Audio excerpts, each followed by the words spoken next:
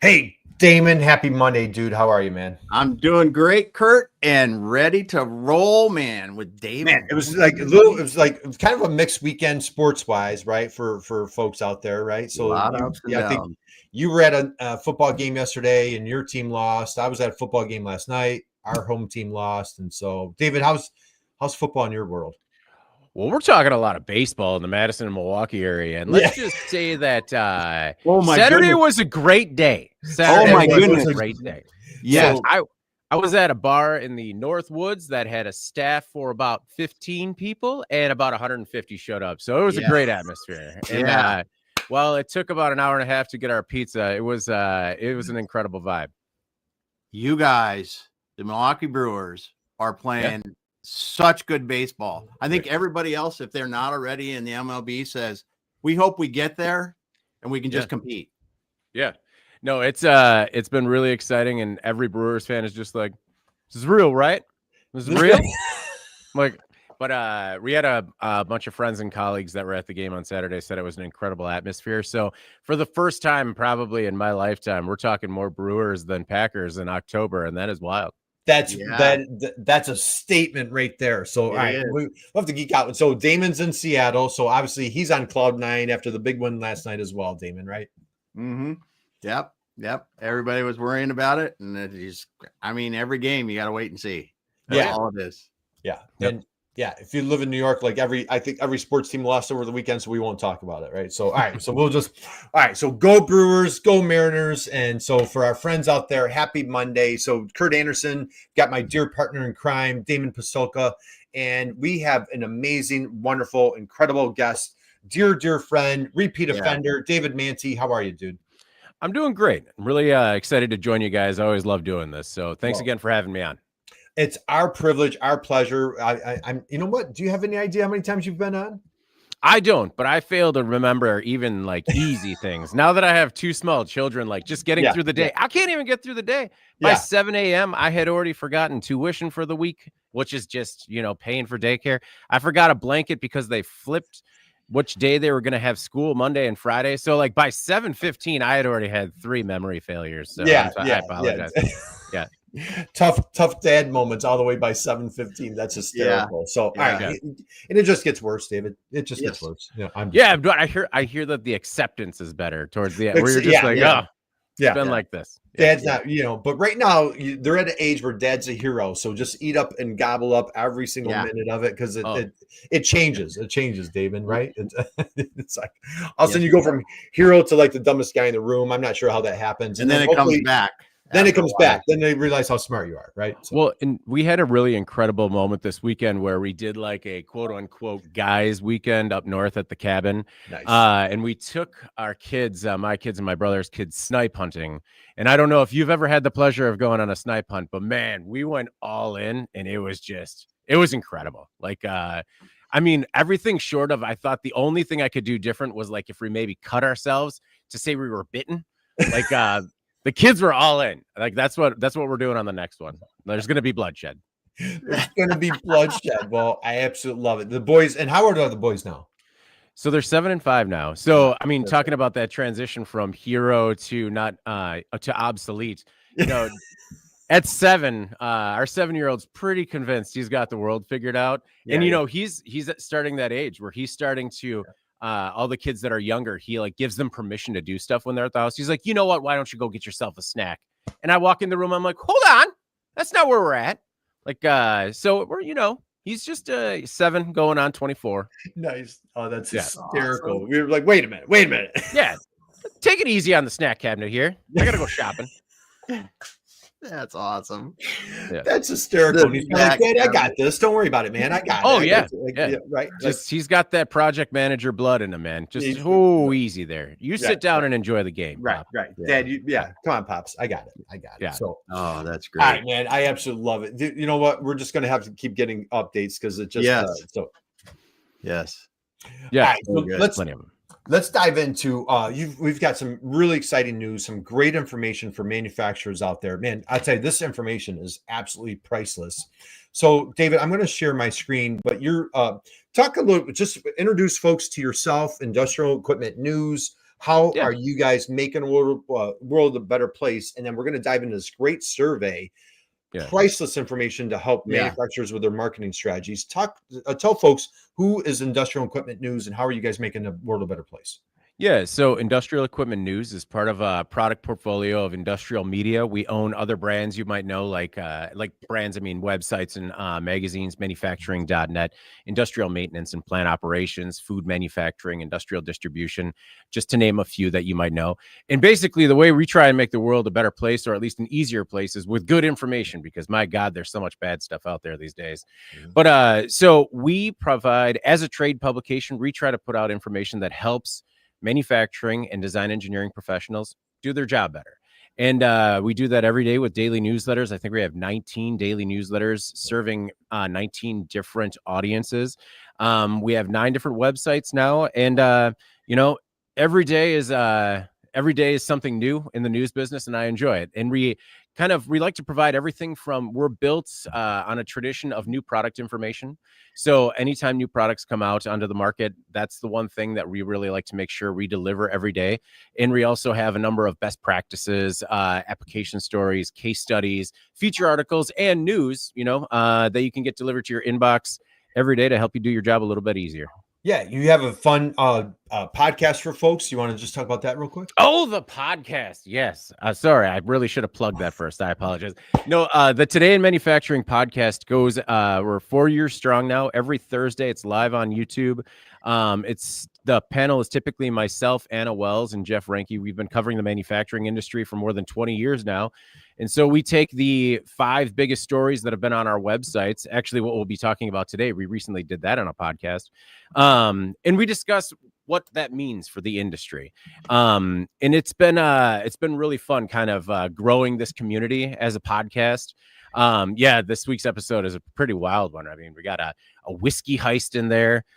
We've got a robot accident. We've got a lot of, and then we have a parachute made out of a sheet of plastic. So we've got, we cover a range of topics, everything from sort of the front end R&D part of the industry, all the way to, M&A and other big things that are going on. So I highly recommend you check it out, give us a chance, and subscribe if you like it, because it's kind of a cool community that we're building. Yeah. And awesome. You know what? Now I want to say you were on the show, if I'm not mistaken, right around the time you started it. And so, 4 years strong. Is that what you said? Yeah. It's wild. I mean, it's crazy that it's been that long, but when you upload it, it's just one episode at a time, and it's a weekly podcast. And I think we're at episode 238, and we actually just got off our longest break. We took a 2-week break, and that was mostly on me because I thought we could do it without producer Eric, and that just turned out to be not possible. I wouldn't be here right now if he wasn't right there. So love and cherish your producers, because they do everything and I can't exist without them. Yeah. Hey, thank you, Eric. How about a round of applause for Eric out there? Eric, way to go, brother. Keeping it moving. Dave's not only handsome, but he's got good, wonderful support around him. So it takes, takes a village, David. Takes a village is what they say, right? That's right. Okay. This is built on a foundation of producer Eric. He even did the studio. Everyone's always just like, hey, really love the studio. And I'm like, I know, right? I had nothing to do with it. Not even the microphone. No.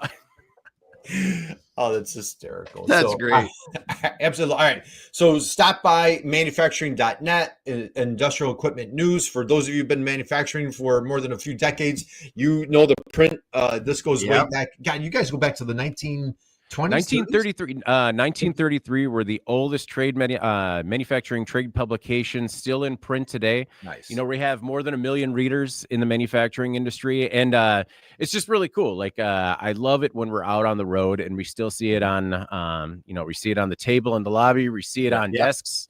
Yep. When we're visiting people's offices. So, it's wild. I was just at an event with a couple of other trade publications, and people are talking about, I'm on the digital side of the business more so than print.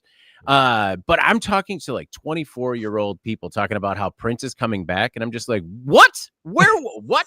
And it's because right now, we're going through this renaissance of there being so much bad information that there is really something to information that's fit to print.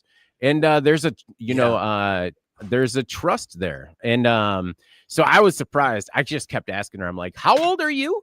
She's like, yeah, I'm 24, and I think print's coming back. I'm like, oh, right. That is new to me. Thanks. Print is coming back. I think I said Prince. I thought Prince was coming back. When we're saying print is coming back, I'm just Prince has never left us. He will always be in our hearts. Yeah, great. I'm there. Yeah. Great. I actually used to drive by his place in Minneapolis like multiple times a year when I would go to work there. Yeah. Quite a place. It is. I tell you, I've taken a tour there. It is, for our Prince friends out there. I'm digressing. It is a great tour. So, David, let's get back on track. So, so we're going to be diving into this incredible survey that you did, and you just hit it on the head. It was a perfect segue. Is building that trust. And so, you know what? And before you piqued my curiosity. 9 websites, 19 daily newsletters is what I heard. Did I hear that correctly? I didn't write it down. Yeah. Did I hear it? Yep, how do you guys how does your team manage that? Well, I mean, we have a staff of 6 professional reporters. Everyone has their own beat.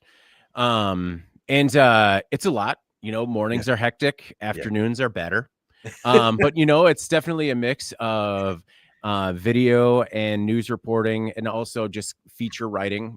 You break up your day in terms of what you have resources for, and you kind of go about your business. Luckily, we're kind of all under a manufacturing and design engineering tentpole. So something that my colleague Andy Zoll writes for food manufacturing or industrial distribution can be used by Nolan Beilstein on manufacturing.net, or something that Ben Munson writes for medical design and development can be used by Devin Verbsky on design and development today. And we're all working together. I mean, it's a newsroom, man. Like we stand up and we're like, did you see this? And then there's a pause, and then someone's like, yeah, I got it. So it's anytime people are around, they think that it's a very lively newsroom because they see the moments where we're all talking back and forth, but they don't understand the like obscene quiet when everyone puts their head down and actually has to write. Right. But yeah, it's a labor of love, and it's a lot of work, but we're doing it for all the right reasons. You're doing it. It's a worthy cause, my friend. You guys do an amazing, incredible job. Again, guys, if you're just joining us, we're here with our dear friend, David Mantey. Stop by Industrial Equipment News, manufacturing.net. Check out David on LinkedIn. Do yourself a favor. Connect with David. He's got great content that he puts out. And we also mentioned a podcast today in manufacturing. So, David, you guys put together an incredible, wonderful, amazing survey. Curious minds would love to know, where did this come about? How did this, you collaborated with another organization?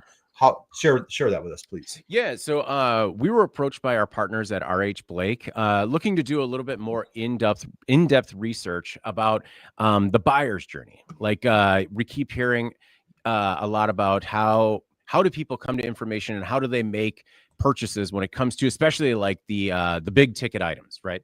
So they came to us and they're like, hey, is this information that you can get from your readers? And we figured, we talked to him quite a bit, so we could do pretty in-depth studies.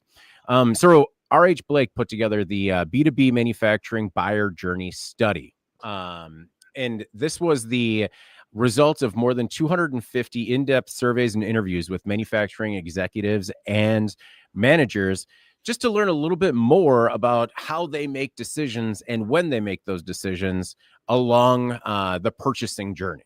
And I don't know, some of the things that we found out, I mean, were reinforced some of my own beliefs, like kind of a genuine distrust in AI generated content. But some of it was really surprising, just in terms of how many people are kind of just cold going to websites, kind of fishing around on their own, looking for good information. And sometimes they get pretty far along the way without ever reaching out to a company. So one thing that I learned from this is just, you need to have engaging quality information on your site, and you need to be seen as a thought leader throughout the industry to really gain some ground with people looking to kind of buy some of your big ticket items.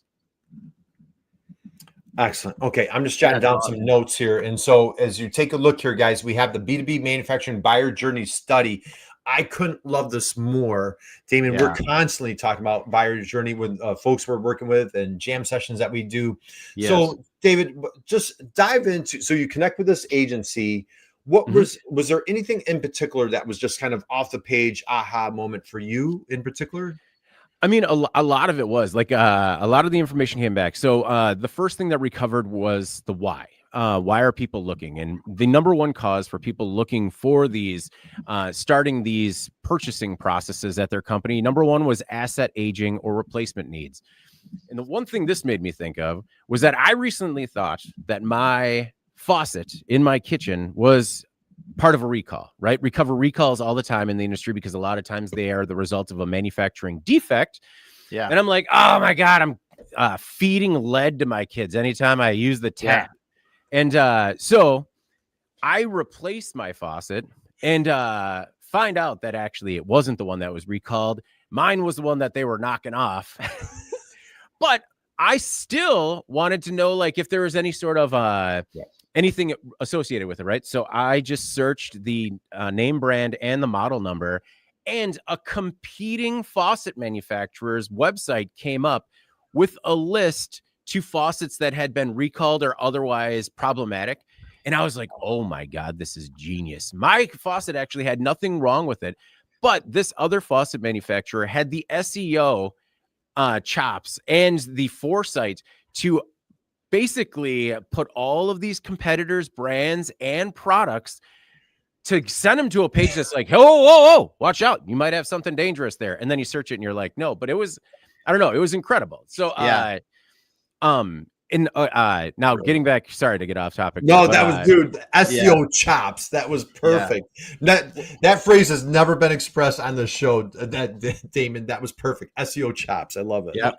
And I mean, but like now my faucet manufacturer is not the first thing in my mind. This other website is, so the next time I go to a purchase, I'm going there. Yeah. But so asset aging, replacement needs. So it made me think about how what the shelf life is of some of this equipment. That people are probably searching like this specific machine, this specific parts, this specific part number, and replacement. And that could be a very viable thing, especially if that is a competitor. So asset aging and replacement, 59% of respondents, that's why they start the process. Regulatory compliance was the second. Capacity expansion or just growth was number 3. And then there was a bit of a drop off to 44% of people said just technology obsolescence and advancements needing to upgrade, and then cost savings. So a lot of those really stood out to me. And it also, we're looking at it with this study as to what does that mean for you? So like when you're talking about your messaging or the types of content and information that you have on your site, it needs to be problem solving. A lot of times it's great to have that storytelling on there. But how are you different from the competitors? What are the benefits they stand to gain? And, because we're seeing that a lot of these people, so then going into another part of the study that kind of really blew me away was where do people go, right? Where the question specifically was, where do you go for information when researching high value purchases? 85% of people said they go to the vendor or supplier website. And that blew me away. I was, in terms of making sure you have great information, the first place they're going is to your website before they ever talk to anybody. 54% said that they go to technical trade publications, which made it seem that A, I still have a job for a little bit. B, how much we emphasize the importance of thought leadership and putting out quality information into the industry. We have so many people that write on our site, and that's how people find out about their company or their service. Under those two, I was surprised that conference and trade shows was number 3 at only 46% of people. And then below that, peer recommendations, and below peer recommendations, only 45% of people said they go to the sales or applications engineers first. And so you could have all this information out there kind of painting the picture for potential customers before you ever even speak to them. Mm-hmm. Okay. This is powerful. So, all right. So I'm on the website now. Right here, you see 85% of manufacturing executives and managers conduct a preliminary research, and you said go to the website first, correct? Yep. And so let's actually, so on this page right here, folks can go down to the bottom and you can actually click that link right there that I have on the screen, and you can download this survey, right, David? Yes. Yeah. That was the other thing. It was really important for us and our partners to offer this information for free. Like a lot of times, I know that when it comes to a study or something like that, you're really used to hearing that and then being like, all right, how much of my information do you need in order? What do I got to give you? Right. And this one's free. Just click on the link on this page. And then I can also post it to my LinkedIn too, if you want to, or reach out on LinkedIn if you want it. Yeah. So, I mean, what does this tell us? This means that you need to make sure that your digital assets that you have on your site are strong, right? You need to make sure that you have engaging content, human-centric content. And, unfortunately, it also means that you got to tie in some of those current buzzwords. A lot of times I think people put quality content on their site and it kind of just lives there forever, but it might, while still relevant, it could be stale. So it's always good to kind of go give that content a refresh and maybe modernize some of the things like, everything's machine learning, but for a lot of people right now, everything that's machine learning transitioned to AI. So maybe you make some of those changes in your content just to, give it a bit of a facelift. Yeah, absolutely love it. So, all right, just jump around screens here for a second. So again, just kind of recap, really powerful information here. It's all right in this buyer journey study guide that David partnered with RH Blake, the team at IEN, just created this incredible. So David, let's run through a couple more highlights here for folks. Sure. So I'm going to dive in and I'm going to jump down here. So 64% of buyers actively seek independent, objective information. No, it's important, right? Like, I will say one thing as we become a more digital society is that it seems like more and more people can, their sniff test has gotten a little better, right? Yeah. Like at least professionally, personally, my God, there are people down some rabbit holes lately, Jesus. But when it comes to professional content, you could tell when someone's trying to sell you something, right? And I think that that's why authenticity is so important to people. That's why it being published on a third party is important to people, right? I mean, I think that there is an inherent acceptance that when people come to a brand's website that, or a manufacturer's website, they want it to, there's an expectancy that it's going to be a little bit of bias. That's why it's important to be at those independent publishers, with just facts, good information. On page 8 here, one of the questions we asked people, when you first recognize the need to research complex, high-value work purchases, what's the very first source you typically use to find a potential solution? 45%, I think that was actually low. Google, they go to a search engine. We say search engine, e.g. Example, Google, but I mean, it was like most of these people said Google and then like 5% said Bing. Vendor supplier. And only 5% of people said ChatGPT and other generative AI tools. We did the study. We started putting this information together about 3-4 months ago and just published the study recently. So I'd be interested to see how this has shifted already, just because generative AI is advancing at lightning speed. But if you go to the page of the study, let's see, chapter, page 14. Don't worry, we don't have chapters. We're not taking that much of your time here. But we asked the level of trust, right? From a 1 to a 10, how much do you trust this AI generated content? And the majority of people gave it about a 6. So they're taking it with a grain of salt. I thought that was encouraging. We did have one person that said absolute 10 out of 10. I believe everything they say.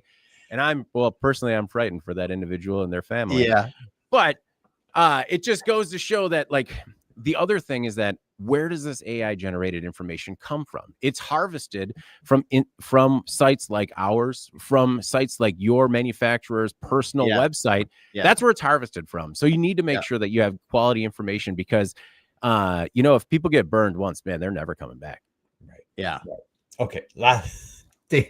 Lots of digest right there, right? We're firing on all cylinders. Damon, what's going through your mind right now? Yeah, I love the way you put this together because this is detail that you rarely see and understand.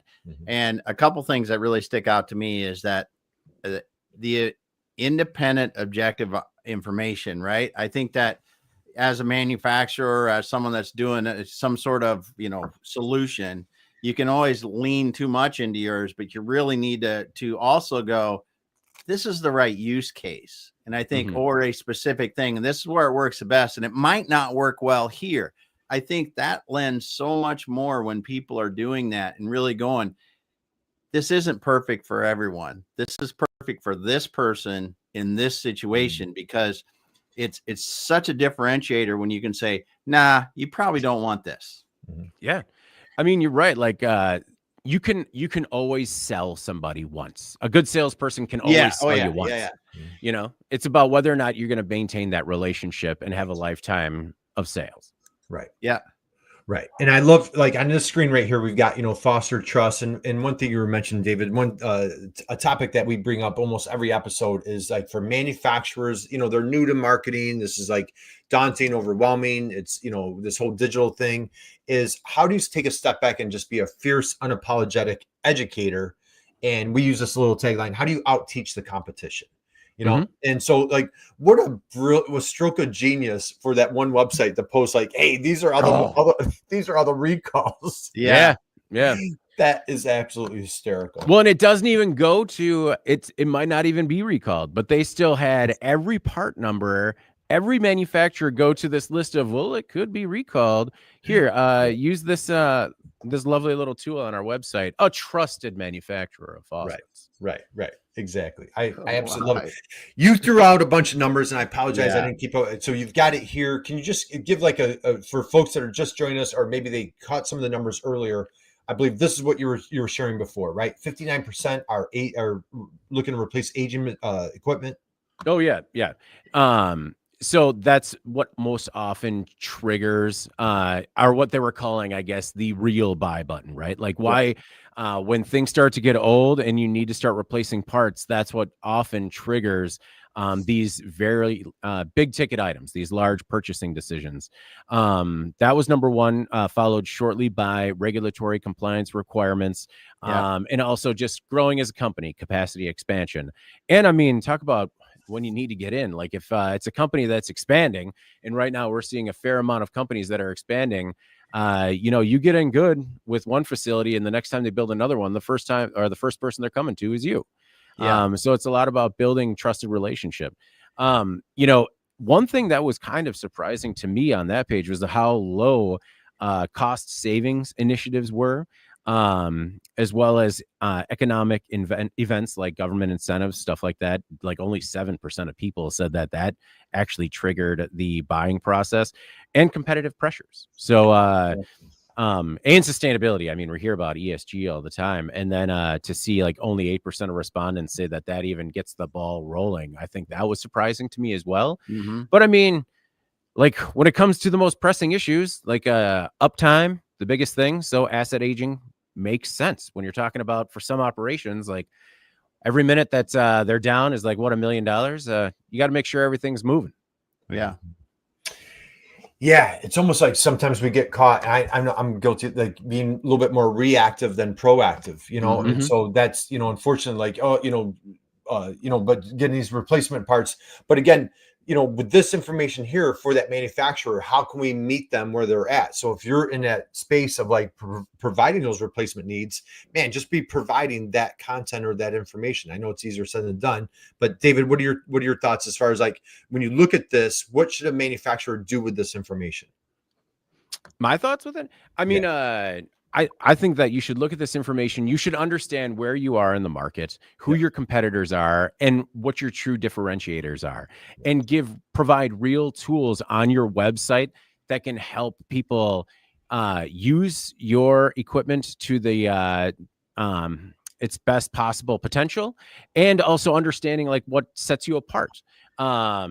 And I don't know. I think that when it comes to maintaining a website for a manufacturer, you need to have this type of information out there, because there are customers coming to your website right now.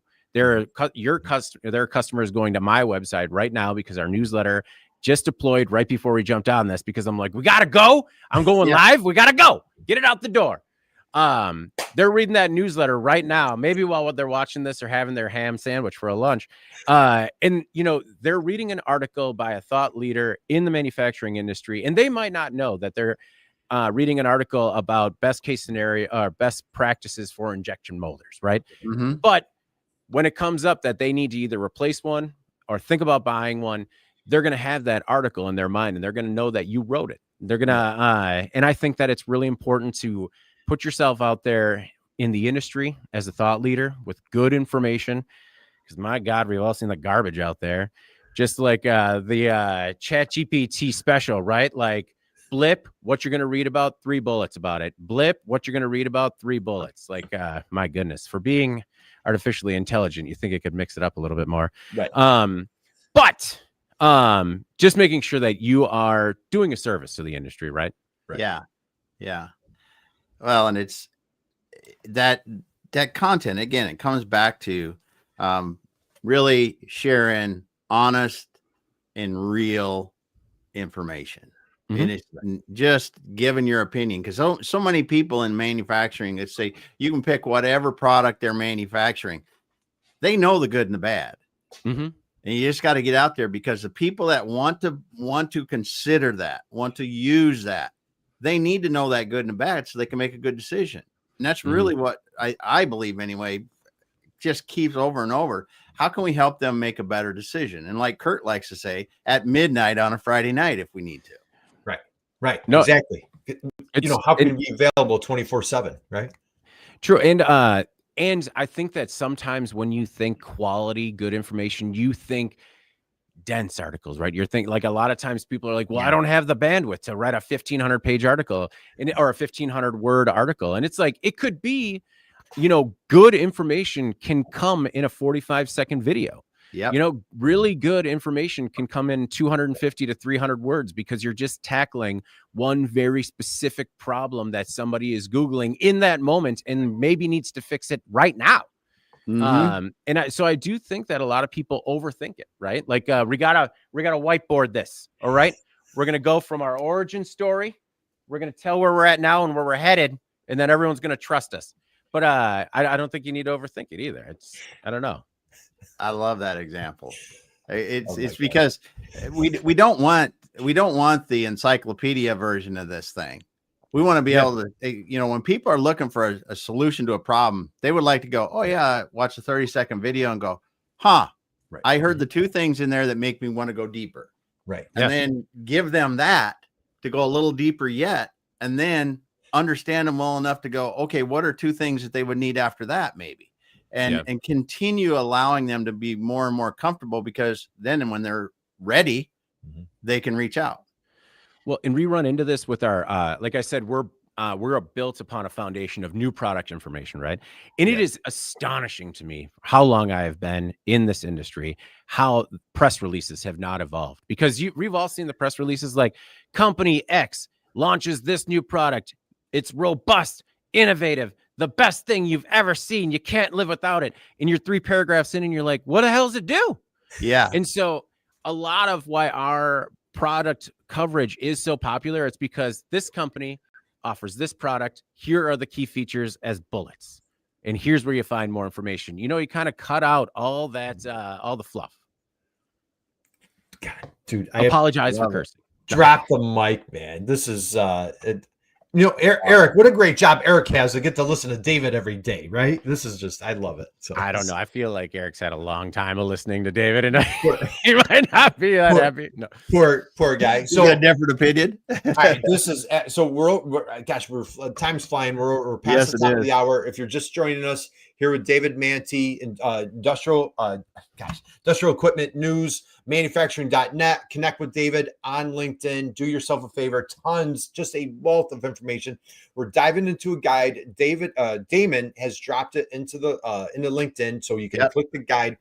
David, I'd like to talk about the pave the path to purchase right here. I feel like this is this is gold. You've mentioned, for friends of ours, kids at home keeping tabs. I think you've used thought leadership probably 3 to 5 times already. Talk a little bit right here, like what's going on the screen and how paving the path to purchase. Just talk a little bit about this slide right here. I mean, really, it's about making it easy for people to buy your products and services online, right? The specific question that we tackled here was, in thinking about the entire buying process for significant work-related purchases, from early research to the final purchase decision, how much of the process happens online before you choose to speak to somebody at the company? So, a third of people say that they do up to a quarter, from 10 to 25% of their research before they're even talking to you. That's a third of people. 6% said they only talk to representatives after their final decision. Between 26 and 50% of people, well, let's just look at that entire chunk. 76% of people say that they go up to halfway along the journey before they ever talk to somebody.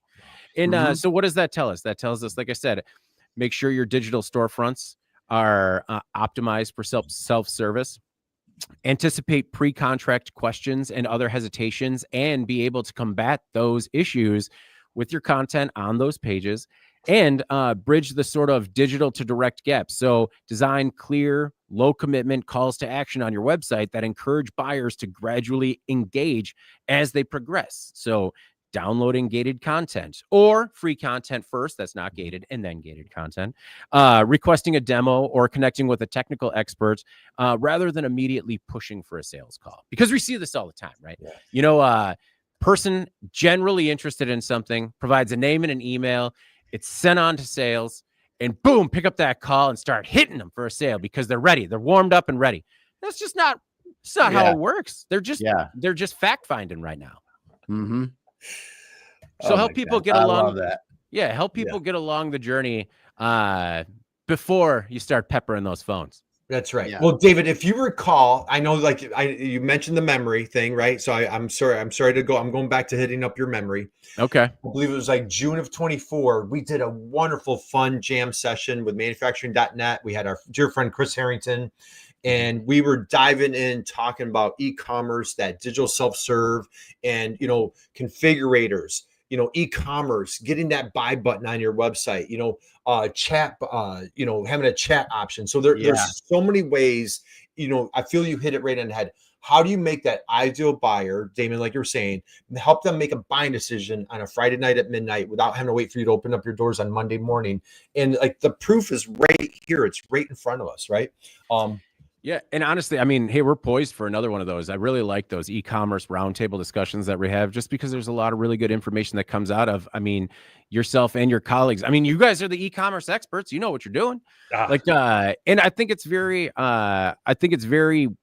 important, because one of the things we talk about all the time is that a lot of manufacturers don't necessarily think that their product fits an e-commerce model, and they're wrong.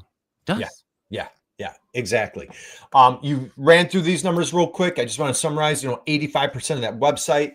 I could encourage you, welcome you, invite you, man.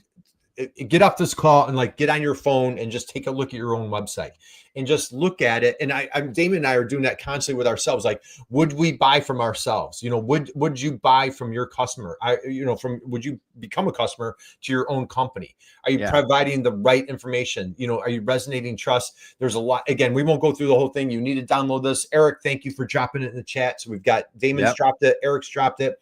Guys, go to manufacturing.net. We've got the link in here. You guys can download this. Let's go, David, for the sake of time. What else do you want to point out to our friends here that is really critical information that you want to share? Well, one thing that isn't spelled out specifically with the study is also understanding the no's, right? So as part of providing coverage to our audiences, we do something we call reader calls, right? We reach out to a handful of times every year. Every brand reaches out to 10 to 15 readers and just asks, what do you like? What don't you like? What are you reading more of? What are your critical issues? What's impacting your day-to-day?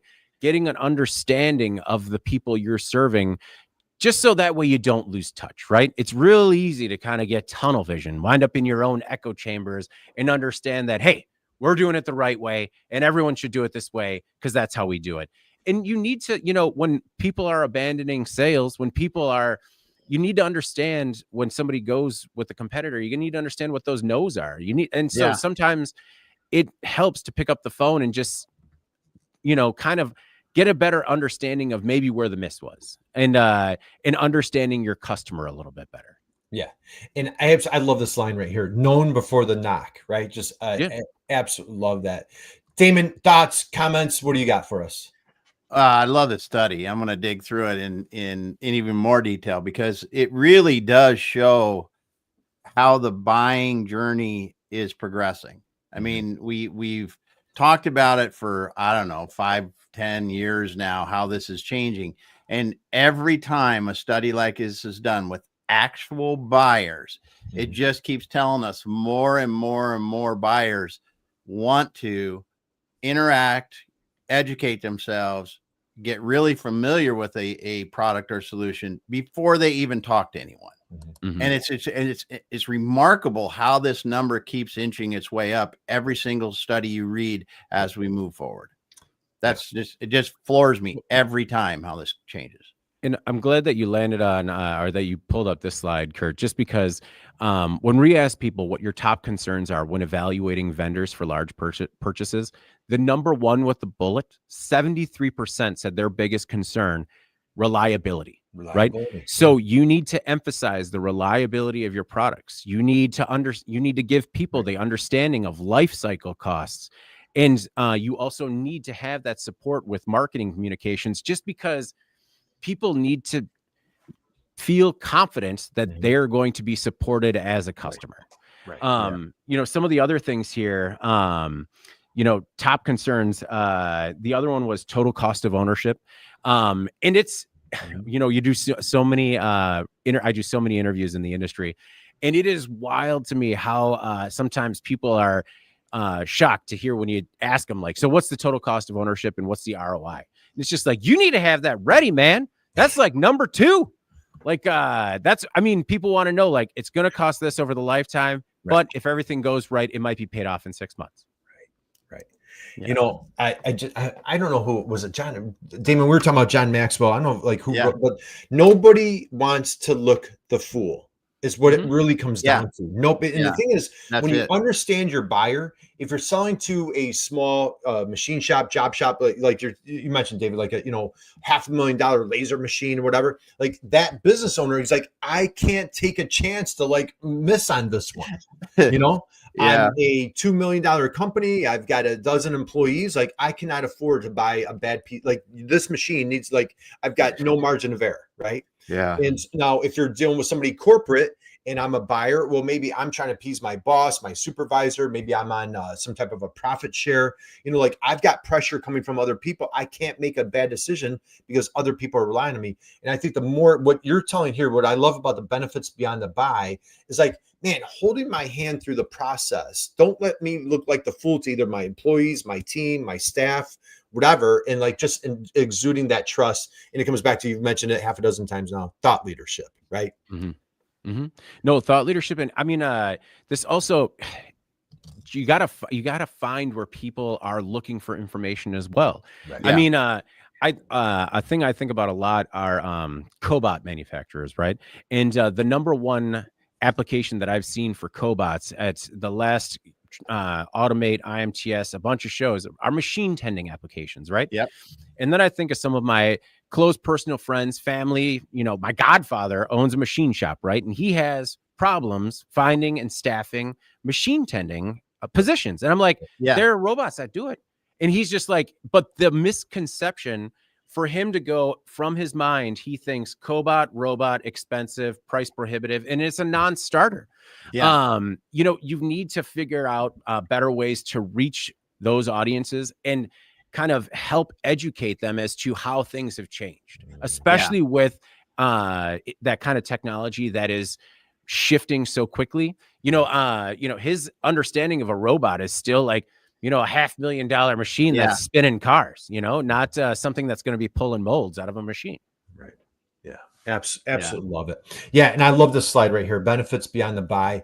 I was just sharing with the guys before we went live. I did a little manufacturing month event on Saturday. I was at a manufacturer that was founded in 1808. 1808. Isn't that insane? And you think about, like, how does a company sustain for, like, not 5 years, 20 years, 2 centuries. And what was cool, it was like a step back in time through part of the tour. But man, like, they had some like cutting edge CNC machines, and they're like, this is how we're staying competitive. And so much of our competition is either gone abroad, gone overseas, left the country, but this is how we're staying competitive, because here's this 200-year-old company staying on top of things, buying new machinery. It was just so inspiring to see it. It's so easy to get complacent and fall into the trappings of this is how we've always done it. And I'm very aware of how easy that is. You know, I started, I started my career as like, no, move fast and break things. And now like all of a sudden, like my initial, I'm just like, well, that hasn't worked for us traditionally. And I'm like, when did that happen? Like, with every gray hair, I became more complacent. Yeah. But, I mean, so you do need to challenge yourself, to be receptive to that. And you can't get complacent. Yeah.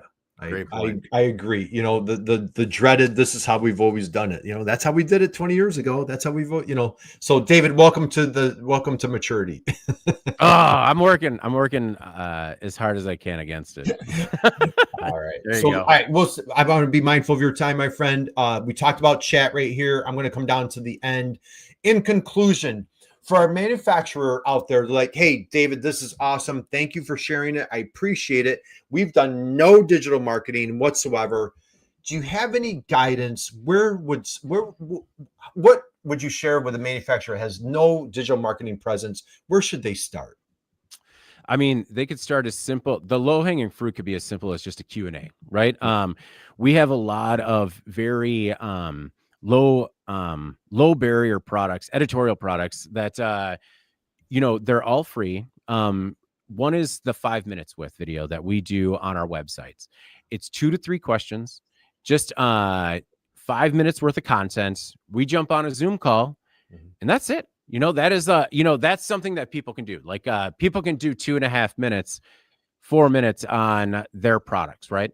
You can also so I think that you need to understand that it's different and it might not be comfortable, but it is fairly easy to accomplish in terms of getting your story out there, getting your message out there, and getting good quality information out there. You know, there are publishers like us that can help you get it out there. There are marketing firms like RH Blake that can help you put it out there as well. I mean, you guys do a great job of teaching people how they can start from nothing and, you know, get people to their websites. I don't know. I think find the resources that are out there, or, you know, it could just be as simple as figuring out, you know, what makes your products uniquely superior from your competitors, putting that on a list and putting that on your website, or publishing that somewhere else in the industry, even on LinkedIn, you know, so people can find it. Absolutely love it. All right. Yes. Damon, as we wind down, parting thoughts on your end? Thank you, David. Yeah. That's all. Just good stuff. Just a heartfelt thank you. Hey, and Eric dropped in here. We've got some great 5-minute examples. So again, so this is inddist.com. So again, we've got the link right here in LinkedIn. Connect with David, connect with Eric on LinkedIn. They would be happy to walk you through that. So David, you know, we're talking baseball. How the Brewers, they're going to take it in how many games? I don't know, but I already bought tickets to the championship series, mostly because when I tried to buy tickets to the divisional series, they were already sold out. Yeah. You know, and no, I don't know how things are going to shake out, but let's just say I remain confident and encouraged by how things looked on Saturday, and hopefully we see the same thing tonight. Well, maybe you'll see, you might run into Damon in the World Series. So how about that? We'll go Brewers. That would be cool. That is producer Eric's ideal World Series scenario.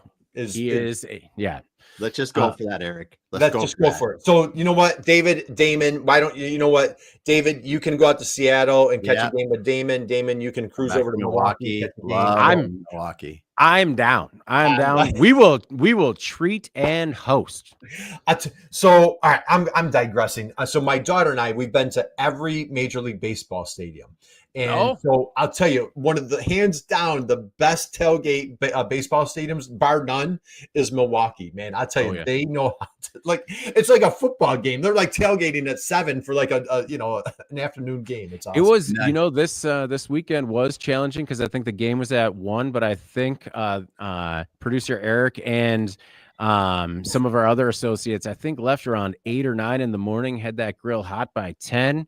You know, Bloody Mary bar was open by 10:15. Nice. So we know how to get it done. Nice. Well done, guys. Hey, David, as we close out, I've got one last question for you, my friend.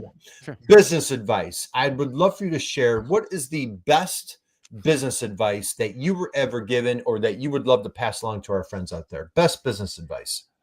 The best business advice is I don't want to fall too much into the trap of like trusting your gut, because there's some bad guts out there. But Yeah. don't be afraid to evolve, and always and do keep trying new things. Because like we were talking about complacency a little bit earlier, it is very easy to find successes or small wins early and then kind of hitch to that wagon. But you need to continue to evolve, or all of a sudden you wind up the dinosaur getting replaced by AI. Oh my God, that's already me. Awesome. Oh my God, drop the mic. David, I love you, dude. You're just the best. I appreciate you. I appreciate our friendship. Thank you. And another piece of advice you shared a few minutes ago, don't be the guy that says, hey, this is how we've always done it. So don't be that guy, right? So don't be that guy. We're going to close out. So again, connect with David on LinkedIn, stop by Industrial Equipment News. Check out their survey. Eric and Damon have both dropped it in the chat box here for you guys. Yep. So we appreciate everybody out there. You've been hanging out with us for 50 minutes or so. I would encourage you, I invite you, stand up. And how about a big round of standing ovation for David Mantey for just crushing it. Eric for crushing it. Thank you to the team at manufacturing.net. We appreciate all you do for the manufacturing industry here in the United States. We appreciate you, brother. God bless you. Guys, Damon, anything closing out? This is good. This is good stuff. All right, guys. David, hang out with us for 1 second. Catch the replay button, right, Damon? Yeah. Catch the replay. Go back. David dropped off the golden nugget there. All right. Well, David, hang out with us, and we'll see you guys on Friday with another amazing, incredible guest. Thank you, guys. God bless.